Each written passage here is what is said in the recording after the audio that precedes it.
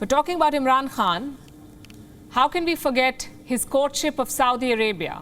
It was a spectacular failure, you might remember it. Not only did Riyadh dump Pakistan, they seem to have found a new ally in the region. I'm talking about India.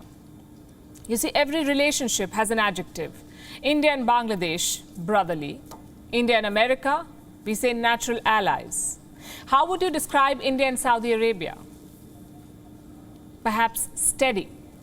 There's a lot of potential, but things have never really taken off. Pretty soon that could change because India and Saudi Arabia are pursuing defense cooperation. Last year was the first joint naval exercise. This year, it is an overseas deployment. Ships from India's first training squadron have reached Saudi Arabia. INS Tir, INS Sujata, Coast Guard ship Sarthi, also INS Tarangini.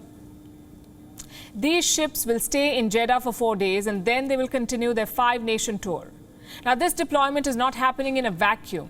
In the month of February, a Saudi naval delegation had visited India. They took part in the Milan naval drills. Before that, Indian vessels sailed to Saudi Arabia for joint exercises. So the defense cooperation has been growing. The question is, where does it go from here? Until now, oil was the binding factor. Saudi Arabia was a top oil producer. India was a top oil consumer. So the relationship had a commercial angle. But oil is not going to last forever. Saudi Arabia is already looking to diversify their economy. And if that happens, where does the relationship go? What can be the new oil? Perhaps weapons.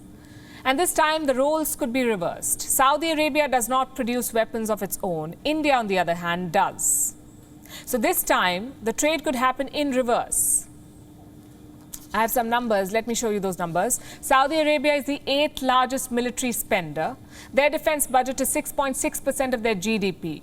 For 2022, that's around $46 billion. That's what they spent on defense. And don't forget, Saudi Arabia is at war right now. They're fighting against the Houthi rebels in Yemen. So chances are their defense spending will keep rising. That makes Saudi Arabia a lucrative market for any defense exporter. The problem is, there is a monopoly, a Western monopoly. And these numbers should make it clear. In the last decade, 60% of Saudi arms came from the US, 18% from Britain, 8% from France, and 2% each from Spain and Germany. That's 88% of the imports from the West. What about China? They made up just 0.8%. America has successfully cultivated this loyalty. But lately things are changing. Joe Biden is no fan of Crown Prince Mohammed bin Salman, and from what we hear, the feeling is mutual. So Saudi Arabia is exploring new avenues. In January, they reached out to China. Both countries agreed to expand military cooperation. Even before that, there were rumors of joint projects. Apparently, China and Saudi Arabia are building missiles and drones. If that's true, where does that leave India? With a lot of work to do. Reports say Saudi Arabia and the UAE are interested in the BrahMos missiles. Remember, India has already sold those missiles to the Philippines. But West Asia is a different ballgame.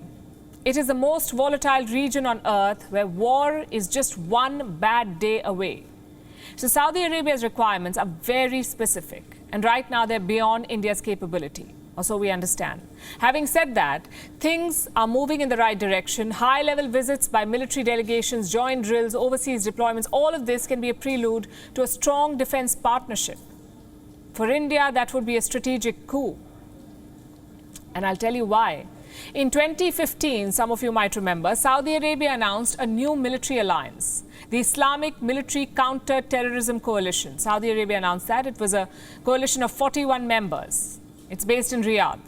In 2017, Pakistan's former army chief Rahil Sharif was named the commander-in-chief of this coalition.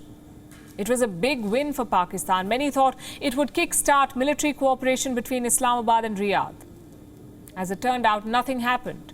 During this time, Saudi Arabia grew closer to India. The key is to build on that, to conceive a long-term partnership. In this case, that involves thinking beyond oil. For instance, Davos in the desert.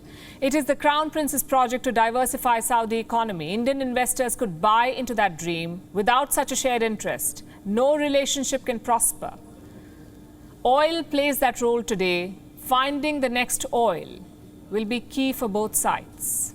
WION is now available in your country. Download the app now and get all the news on the move.